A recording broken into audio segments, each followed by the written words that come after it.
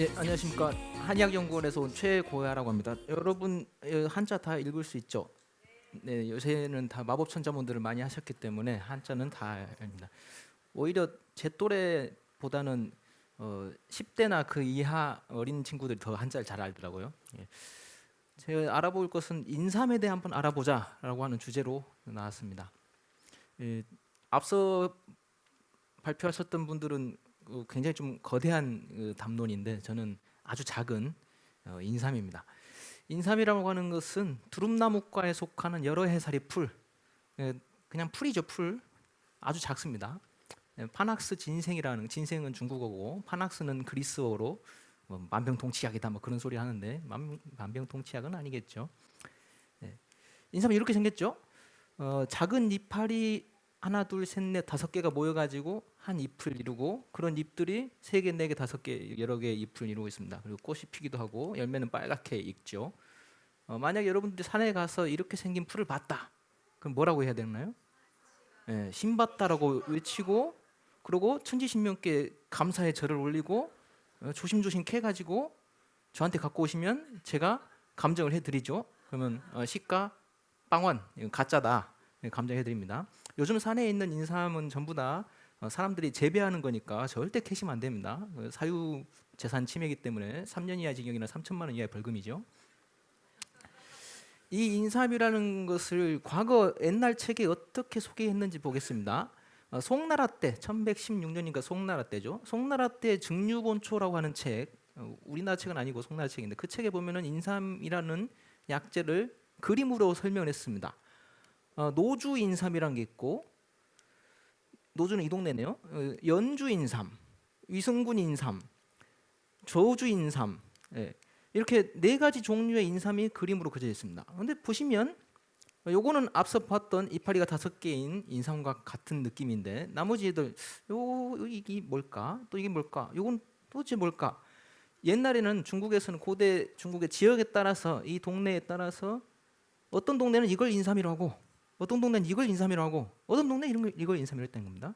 그래서 옛날에는 통일이 안 돼 있었어요. 그래서 똑같이 인삼을 먹고 병이 나았다고 하는데 이 사람이 뭘 먹었는지 모릅니다. 지금은 그냥 전부 이걸로 통일을 하자고, 당나라 이후엔 통일을 하자고 당나라가 아니라 명나라 이후에 통일을 하자고 했던 것이죠. 근데 과거의 문헌에서는 도대체 뭔지 알 수 없습니다. 현재 인삼 또는 산삼 관련돼서 여러 가지 용어가 있습니다. 특히 산삼에 대해서는 굉장히 많은 용어가 있는데, 산삼과 인삼은 다른 것이 아니고 같은 겁니다. 똑같은 식물인데 산에서 지 혼자 자연산으로 자라면 산삼이고, 사람이 심으면 인삼이라고 부르는 겁니다. 전혀 다른 식물이 아니고 똑같은 식물입니다. 우리도 음식 먹을 때 광어를, 자연산 광어를 먹냐, 양식한 광어를 먹냐 해서 가격이 좀 차이가 나지만 맛을 눈 감고 먹으면 그 정도까지 차이가 나지 않겠죠. 마찬가지로 인삼도 자연산 산삼이라고 해서 딱히 뭐 특이하진 않습니다. 물론 좋긴 좋아요.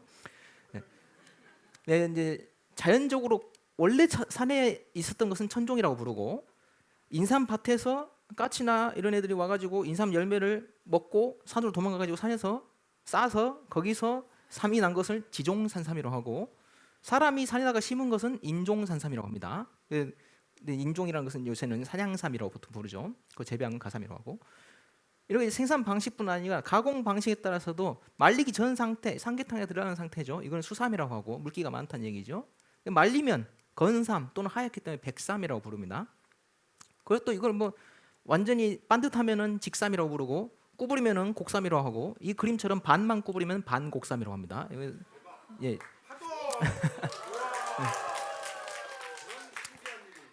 그리고 이제 이걸 그냥 말리는 것이 아니라 물에다 한번 쪄서 말리게 되면은 홍삼이라고 부르죠. 그리고 그 찌는 것도 살짝 찌면 태극삼, 많이 찌면 홍삼, 엄청나게 많이 찌면 흑삼이라고 합니다. 그리고 이걸 발효시키면 효삼이라고 하고요. 이것 말고도 굉장히 많은 용어가 있지만 결국은 다 인삼이죠. 효과는 인삼입니다. 인삼의 효과는 명나라 때 이시진이라는 분이 쓴 본초 강목에 보면 이렇게 나옵니다. 오장을 보충하고 정신과 혼백을 안정시키고 놀라고 둥그린 것을 먹게 하며, 한자를 하면 좋겠지만 나쁜 기운을 제거하고 눈을 밝게 하고 가슴속 시원하게 하고 지각능력 향상시킨다. 오래 복용하면 몸이 가벼워지고 수명이 길어진다. 그래서 죽기 싫으면 인삼을 많이 먹으면 되겠죠.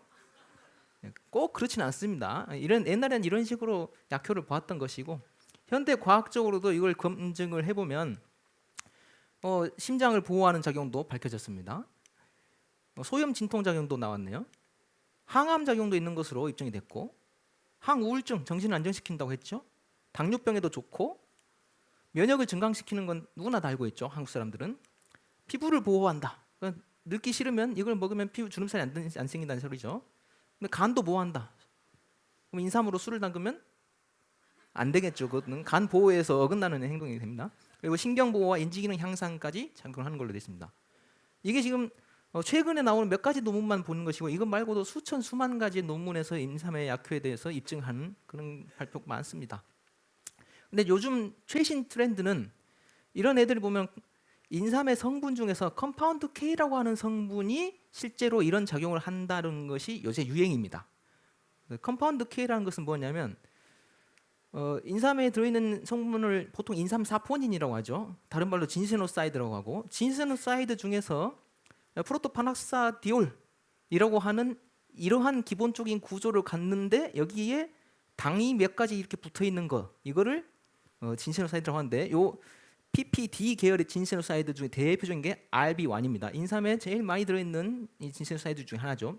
원래 인삼에는 요게 들어 있습니다. RB1이나 RT나 RB2나 RC나 이런 애들이 들어 있는데 이런 애들은 우리 몸속에 들어가면은 흡수가 전혀 안 됩니다. 그냥 그대로 나와버리죠. 그러면 얘들은 약효가 없는 것이죠. 흡수가 돼 약효가 있는데 뭐가 약효가 있느냐? 이 컴파운드 K가 약효가 있습니다. 근데 이 상태에서 이렇게 가고 이렇게 가고 어쨌든 여기서부터 여기까지 이동을 해야만이 흡수가 돼서 약효가 나오는 겁니다. 근데 이 과정을 해주는 것이 여기는 당이 붙어 있다고 했죠. 이게 당 4개 붙어 있고 뭐 3개 붙어 있고 마지막에 하나 붙어 있는데 여기는 미생물들.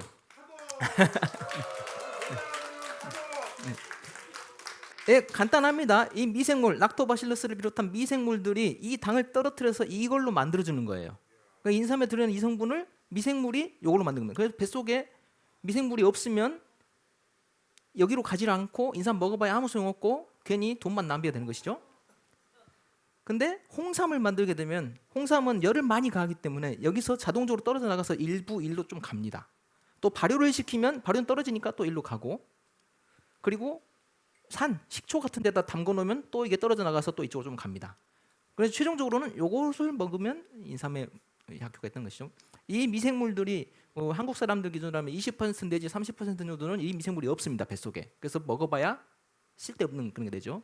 그런 분들이 또 인삼 먹어봐야 뭔 소용있냐 그런 소문을 내는데 이 상태로 먹으면 좋죠. 몇 분이나 남았나? 네. 이거는 이제 재밌는 사례를 보려고 하는데요. 5세기 중국에 나온 2분 책 남았습니다. 중에 네, 생유베리 감자. 네, 이원이라고 하는 중국 책이 있습니다. 보면은 인삼 중에서 인형개구 사람의 모양을 완전히 갖춘 것은 능작 아재 아기 울음소리를 낼 수 있다. 그래서 보통 우리 인삼 보면 사람같이 팔다리가 달려있는 그런 모양으로 팔죠. 근데 그렇게 생긴 것은 애기 울음소리를 낸다. 만약에 산에 갔는데 산삼이 제대로 된 산삼이 옆에 있으면 애 울음소리가 좀 나야 되겠죠. 그럴 리가 있을까요? 네, 그럴 리는 없습니다. 하지만 우리 동아시아 5세기 이 고대 시절에는 그런 신비적인 생각을 했던 것이죠. 인삼이 원체 사람과 비슷하게 생겼으니까 이건 뭔가 이상한 힘이 있지 않나. 이것과 똑같은 게 서양에도 있습니다. 이런 장면 영화에서 보셨죠? 해리포터에 보면은 맨드레이크라고 하는 마법의 약초죠. 얘는 이렇게 사람같이 생겼고 뿌리를 쫙 뽑으면 야 하면서 소리를 막 질러가지고 사람을 죽음에 이르기까지도 하는 그런 무시무시한 약초죠.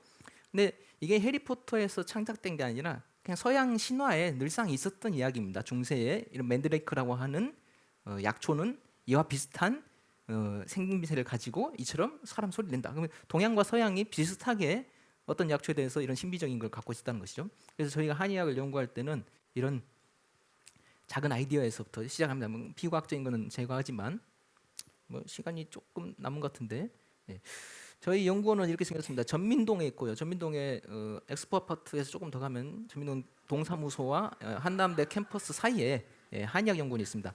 저는 이 건물의 3층에 여기쯤에 이 뒤에서 이제 근무를 하고 있죠.